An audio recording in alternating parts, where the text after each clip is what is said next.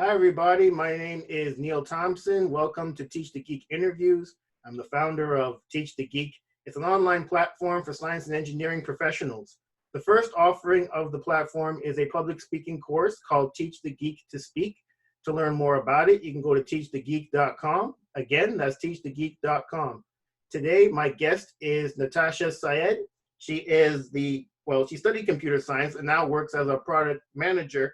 And I'm really interested to learn more about her motivation to study computer science, her road to becoming a product manager, and public speaking, of course. Welcome to Teach the Geek Interviews, Nitasha. Thank you, Neil. I'm happy to be here. Wonderful. So with my first question, I'd like to ask you, where did your interest in computer science come from? My father. And so my father was a computer scientist, and he was more on the business intelligence side. But yeah, just growing up around him, watching him come home from work and, doing SQL queries all the time and just always, being engrossed in that world piqued my interest in it. And I think, growing up with technology, it's such a core part of your life that it just became a natural fit for me when I entered college. I had already had an inclination towards math and just generally technology. And so it was an easy choice for me to make. Oh, okay. That sounds actually really nice. Yeah. He was a great inspiration for me. Back years ago, when people used to ask me that question, I used to lie. But the main reason I got into engineering is because my father told me to.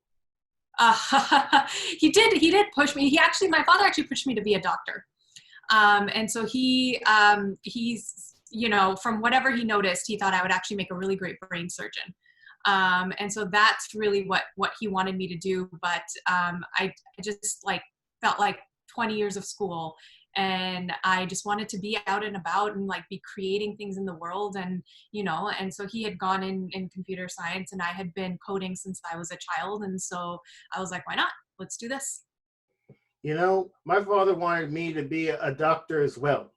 But yeah. The main reason I didn't become one, I don't know. Do you remember the TV show ER? Yes. So I used to watch that show pretty regularly, at least those first few seasons. And yep.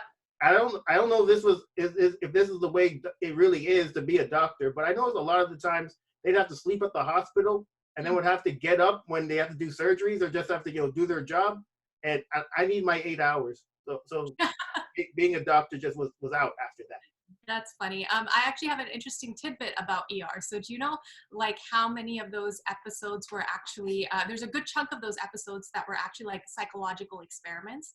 And so they would purposely write episodes where someone's life is saved because of a blood donation or a transplant or something. And then they would monitor the number of blood donations and, people that opt in to be organ donors after the episode aired and see if there was a correlation between the media and the show and what people are seeing and a spike in how people are behaving, and normally there was.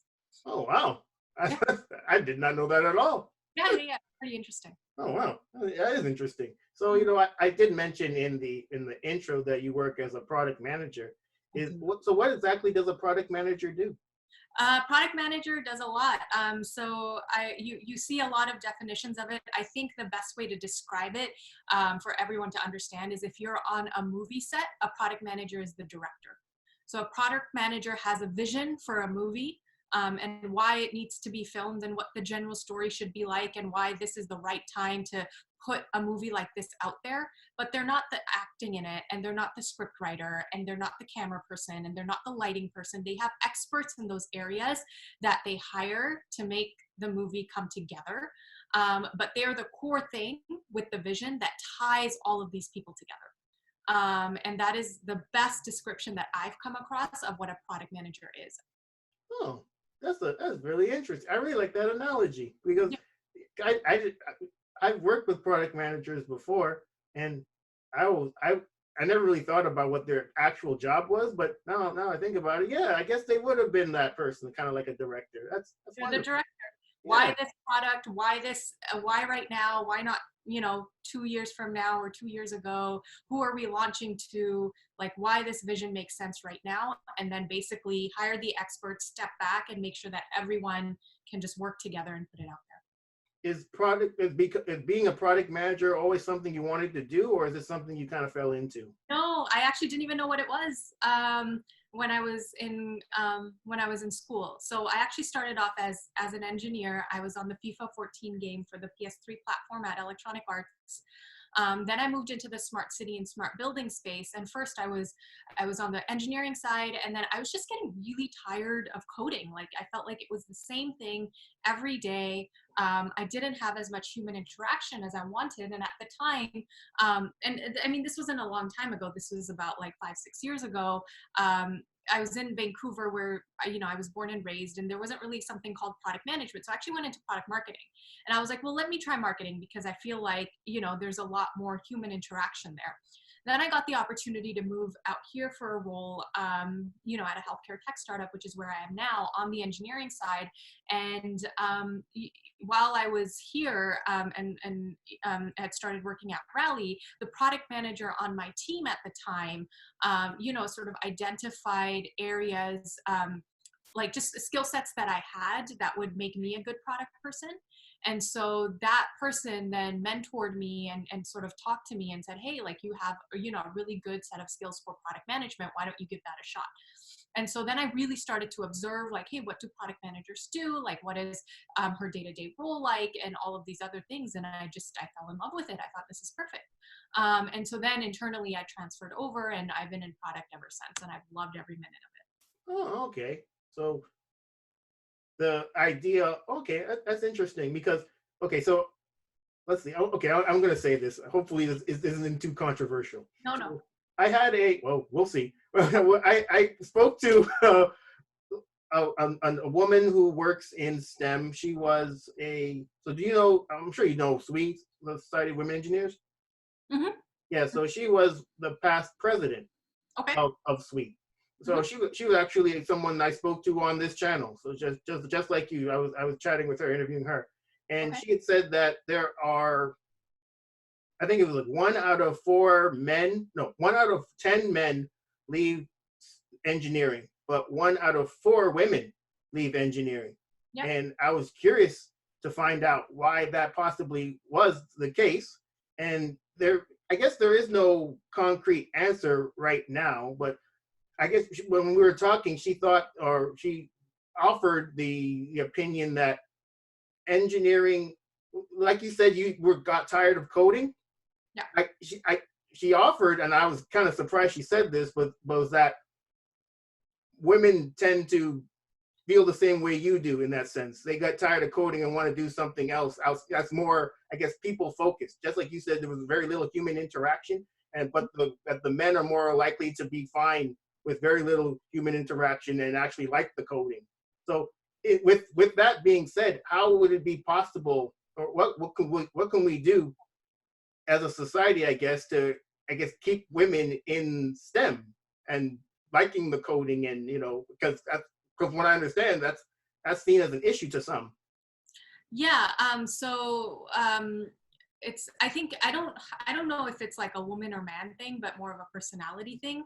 And so that's one thing that I just like to just put out there. And in terms of keeping women in coding, I mean, you see a lot of, at companies, you see a lot of situations where there aren't enough women in those fields, and they don't see that upward trajectory, right? Like your CTO is a man, everyone under him is a man, everyone under them is a man. And so at some point, not being able to see somebody that looks like you at those levels, it kind of can get to some people, and a lot of women decide to transition into something else if they're not seeing their career growth the way that they should. That being said, like my team is pretty much evenly split on the engineering side, men and women, which I think is really cool, and I think is really interesting. But I think the other thing is, being able to, and this again goes back to the way that a company is run or a team is run, but looking at engineering as being something more creative, and less just like, oh, you're told to do this and therefore do this type of thing, right? And so bringing really STEAM back, and it's just not STEM, but you have that arts component of why you're building something and who you're building it for, and being able to have those conversations with engineers can make it more dynamic and more interesting. Because I have met very few people, men and women both, in my life that can just sit there and just code for the rest of their lives for the next like 25 years and just be told like, hey, do this. I don't think human beings are built that way, right? And so how do you generally, from an educational perspective, and then from, you know, the way that engineering roles are structured inside of a company, enable people that are in those roles to be a lot more creative with what they're doing, right? And that's bringing the business proposition back to what you're doing on a day-to-day. Interesting. So do you agree with what the woman said, that 1 in 10 men leave, but 1 in 4 women leave? Is that something that you would agree with? So I don't know the stat. I wouldn't be surprised. That being said, there's not a lot of women in product management either. And so that's, you know, but that's across the board. Well, the stat I've heard is 50% of women leave technology before the age of 30 with STEM degrees. Oh, wow. Yeah. Wow. Yeah. Do you see an upward trajectory for yourself as a product manager? Oh, absolutely. Absolutely, without a doubt. And so I think, yeah, so I think, again, it's really personality driven. Like, I think another thing is a lot of people don't realize this, but engineering actually enables you, especially computer science, enables you to just be, you know, have the skill set to be successful at several different roles, like not just coding. And so you can go into it with that mindset. And then when you go out and you're like, well, this is available to me, and that is available to me, and that is available to me, then you see a lot of those flips. Whereas if you go into school wanting to be a doctor, or wanting to be, you know, something in a different field, like even a hardware engineer, something that's very specific, usually you tend to stay in that field because there's only so many things you can do with the education that you've received. Whereas engineering is one of those few degrees you can come out with, and then you have like 10 very, very different things you can do. So there's also that optionality part of it, right? Yeah, absolutely. I fully agree with you. And it's from doing these interviews have I really realized how varied the career paths that people follow after doing, you know, engineering. And it's really interesting. Even when I worked in medical device, I realized pretty quickly that engineers could do any of the other jobs, but they couldn't do ours, which I kind of liked. Yeah. There's very little, like, because at its core, engineering teaches you how to take a very big, complex problem that may just be really abstract, you have no idea, and how break it down into smaller components, and then how to iteratively solve for each and every single one of those components, right? So you can take that and apply that to a business problem, a piece of code that you're trying to build, a medical problem. Like, you can take that and apply that across so many problem areas, that the world is really your oyster once you understand technology and you come out with an engineering. For sure. You know, now something you said kind of piqued my interest, or just kind of I listened to it even more so than maybe others. When you said that, you know, in these engineering companies, or, you know, these tech companies, you know, CTO tends to be male, the people under him tend to be male, and you have to see, and it's, or at least it's helpful to see somebody that looks like you in a field that you want, or in a position you want to get to. Yes. And that make you think that at least more likely that you can get there too. And I don't know, sometimes when I think about that, I think that kind of can hamper people too. Because if they don't see that person, then they think that I can't get there. But they don't then think the next thought could be, I could be that trailblazer. I could be that person to get to that point. And even though I don't see somebody that looks like me there's no reason that I can't be that first person. Mm-hmm. What do you think about that? Oh, I completely agree. I actually started a sort of like a media platform to dispel that sort of thinking, where we used to interview both, you know, on video and just in person, a lot of women that were these trailblazers, to show younger girls like, hey, like, you can actually do this, right? And it's crazy. There's a lot of research that I did prior to you know, when I started Unboxed, is, you know, that's what it was called. And one of the really interesting studies that I read was, you know, there's a science experiment done, or social experiment, with these group of, I think they were like elementary school girls, and they split that group in half, and they introduced one cohort to women in STEM that, you know, follow more the stereotypical aspects of what we think a woman in STEM is. And so very like one-dimensional, maybe a little antisocial, a little uncomfortable, a little awkward. And so they were exposed to that group. And then the other cohort was actually exposed to more well-rounded women in STEM. And it turns out the cohort that was exposed to more well-rounded women in STEM, those elementary school girls came out of that interaction having more confidence in their ability to succeed at math and science. And I thought that was a really, really fascinating study, because it's not like in that interaction, they were taught a concept that they learned or given a test that they aced or anything. They literally just talked to women who said, hey, like, we are engineers, but I love figure skating, or I love to dance and I like to code, or I love makeup and I like to do whatever, like, you know, build robots or something. And just that, something so small and simple, you know, that led a young girl to believe like, hey, I could actually do this. Like, I could be really good at math or science. And I thought that was really fascinating. And so there's actually a lot of research done on what you're saying. Yeah. Interesting. Mm-hmm. I would just hope at least at some point that even if you're not able to meet that see that person, the person that likes makeup, the person that, you know, is more well-rounded, if you just see a person that is doing something that you want to do, no matter what other type of personality traits they have, they're a human being. They got to that point somehow, and they're not any better than you, and so you can do it too. Yeah, I mean, I call it the Mark Zuckerberg exercise, right? Close your eyes and think of the next Mark Zuckerberg and imagine somebody that looks exactly like you and has your hair and has your skin color and has your personality and has your educational background, and just start your day that way. Yeah, I fully agree with that. So when it comes to you and speaking, what are the topics that you like to speak on? Women in STEM, obviously. A lot of, I speak to a lot of girls about just how they should think through their careers, you know, like a lot about self-confidence and putting yourself out there and putting your story out there and why that's important. You know, I talk a lot about, you know, being an immigrant, being in technology, like my parents immigrated from Pakistan.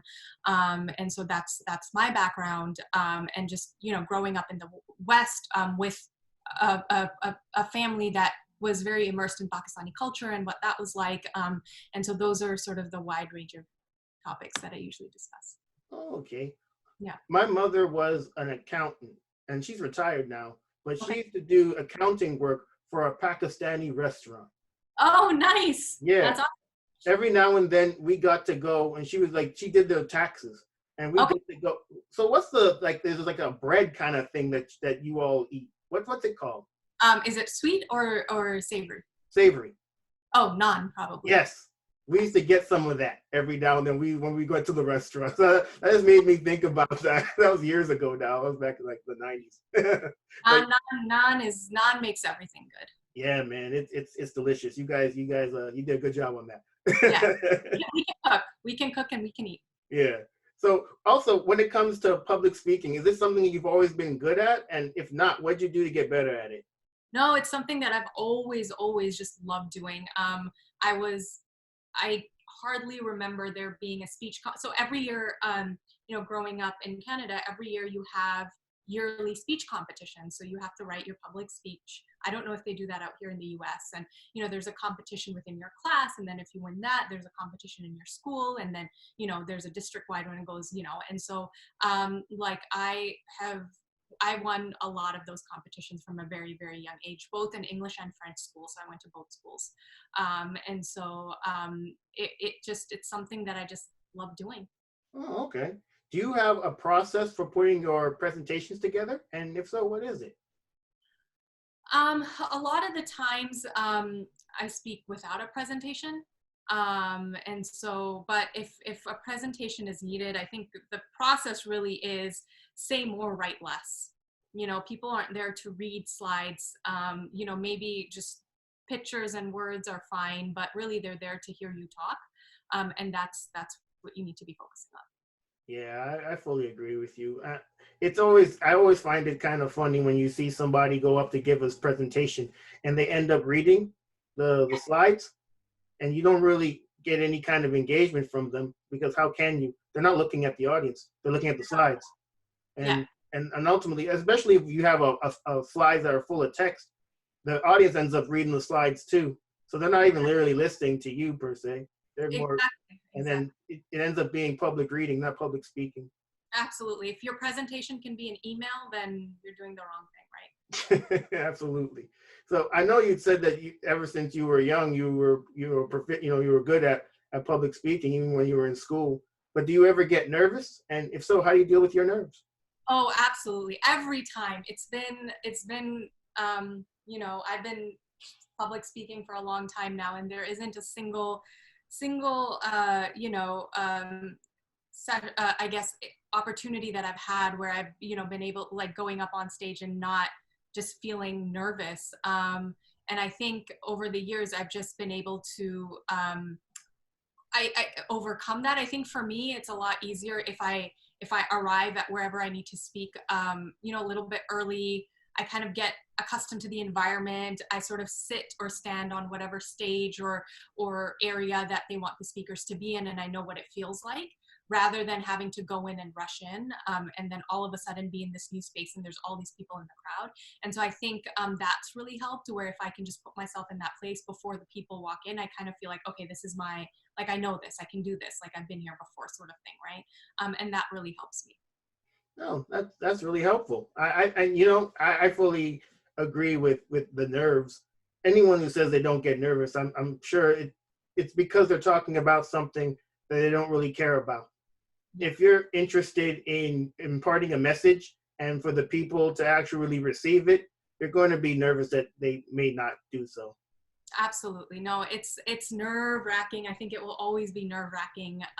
But I think that's the fun of it, right? Like you're like, oh my God, how am I going? Every time I'm like, I can't do this. I'm not going to do this. I'm going to leave. This is it. And then like, why am I going here? I should turn my car around. Like, I'm probably going to make a fool out of myself. Like, the conversations I have in my head are insane. And then I get there and you start talking, and as you're talking, as you're answering questions, you're kind of like, I got this. Like, this is going to be okay. And to overcome that is just very powerful, because you start off thinking you can't do it, and then you do it, and it's fun. Yeah, I fully agree. You'd mentioned something earlier. I'm not sure if I caught it. Something called Unboxed, was it?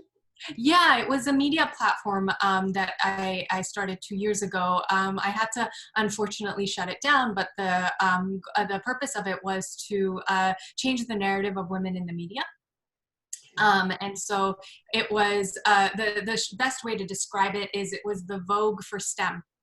And so if you were to take a media brand like a Vogue or a Cosmo, but swap out everyone on the inside, with a woman in STEM, and share their story, then what kind of a social impact would that have, right? Oh, the narrative of women in STEM. So what is the narrative of women in STEM? Or the narrative of women in media. Yeah, so what is the narrative of women in media? So growing up, for me, what I personally have experienced, and a lot of the other people that I know, the media creates these specific narratives for women, right? Like, hey, you're the pretty dumb blonde, so go be the pretty dumb blonde, or you're the ugly nerd, or you're the smart Asian, or you're the, whatever. And girls, you pick up on these, like, watching movies, watching TV shows, and girls try and fit themselves in these boxes, right? Like, I want to be this, right? And they grow up wanting to continue to fit into those boxes, and they limit their career opportunities. They don't try out courses. They don't do so many things because they want to continue to be that person, right? But my whole premise was, what if those boxes were didn't exist? What if those narratives didn't exist? What if you could be this girl that loves dissecting frogs and then goes to play basketball? Or like, you are someone who just lets your code compile and then goes to a dry bar and gets your hair done while it's compiling. Like, why can those two worlds never come together? And why don't we see enough multidimensional women on media, where we see multidimensional men, right? But women, not so much. And so that was the premise of Unboxed. And that's why it was called Unboxed, right? To take yourself out of the box. Oh, interesting. No, that's not really something I'd ever thought about, but then again, I'm not a woman, so why would I guess? It's so interesting where so many women that I interviewed, would talk about these moments in their life that they remember from elementary school, from middle school. And a lot of them were very similar where they're like, I was sitting at a table in class, like in my classroom, or I was sitting, with these group of people, and I knew the answer to that math question, and I knew the answer to that science question, but I pretended like I didn't know because I wanted to be the popular one, or I wanted to be the cool one, or I wanted to do X, Y, and Z. Like I forced myself to be bad at math or science because I wanted to be that pretty popular girl, or I wanted to be known for like X, Y, and Z. And they just never nurtured that side of them, and you hear these stories, and first, like, I get devastated because I'm like, we just lost so many scientists and so many engineers, so much talent that could have been in this world, so much innovation that could have been in this world, we lose because of these narratives that the media is built. Interesting. Why do you think, so for instance, just to go back to your example, a girl in school knows the answer to a math problem or a science problem, and she doesn't say it because she wants to be the cool person.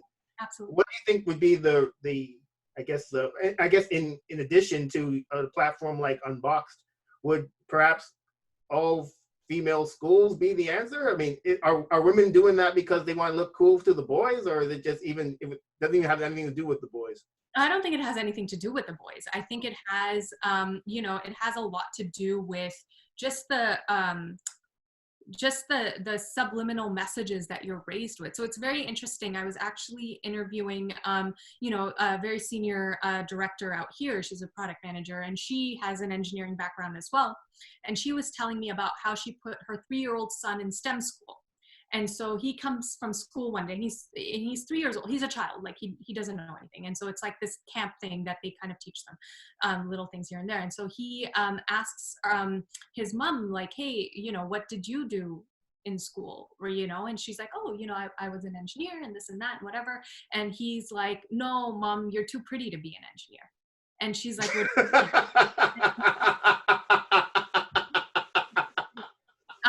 and so he, yeah, I say that too. Yeah. I've gotten that so much of like, no, we can't believe you can't be an engineer. You can't be like, there's no way. Really? Right? Wow, that's interesting. All the time. You don't look like an engineer. What does that mean? What does an engineer look like? What does a computer scientist look like? Right. And that's a very, very common thing that a lot of girls will get, and women will get, right? And so, and you grow up with that, and so that's what you think. That's what it is. Yeah, I guess. Well, when people say it sounds like a pretty silly thing to say, but I suppose women are underrepresented in STEM and engineering particularly. So maybe when people are saying that, they're thinking, well, there's not a lot of you in engineering to begin with. So when you come across one, it's kind of like you're meeting a unicorn almost. I don't know. But so when it comes to any other tips for public speaking, I know you offered quite a number of them. Are there any others that you'd like to offer? I mean, I feel like if it's something you really want to do, just like with anything I say, just do it, just try it. You're not going to know what it's like until you actually go for it. And the only thing stopping you from succeeding at anything, including public speaking, is the own talk you have in your own head, right? That literally is the only thing. It's not the fact that you don't have the skill set, or you don't have the talent, or you can't learn it in some way, shape, or form. It's just because you think you can't do it. And so don't let that voice take over you. And even if you mess up, like, people didn't know what your talk was going to be like, or what your speech is going to be like, or what you're going to say, right? So right. Even if you screw up, it's like when you screw up at a dance performance, no one knows you missed a step because no one knows what the routine is like, right? And so it might be a profound thing for you of, oh, I missed that sentence, or I forgot to say this, or I forgot to do that, but no one in the audience is going to pick up on it. So just give it a shot. Don't be afraid to fail. You will fail. It's fine. And, just try it. Yeah, I fully agree. You don't get better at anything in life unless you actually do it. And practice makes progress. Not perfect, because there's no such thing as perfect. There's no such thing as perfect. We're always trying to get better at things. So how can people get in touch with you? My LinkedIn. They can always, message me on LinkedIn. And then the other way is just Instagram me. And either way, if you have questions about computer science, if you have questions about product management, I'm happy to help. Wonderful. Public speaking. Okay. Well, that marks the end of another episode of Teach the Geek Interviews. I'm Neil Thompson, founder of Teach the Geek. It's an online platform for science and engineering professionals. The first offering of the platform is a public speaking course called Teach the Geek to Speak. To learn more about it, you can go to teachthegeek.com. Again, that's teachthegeek.com. Until next time, take care and stay safe out there. Thanks, Nitasha. Thank you, guys. Bye.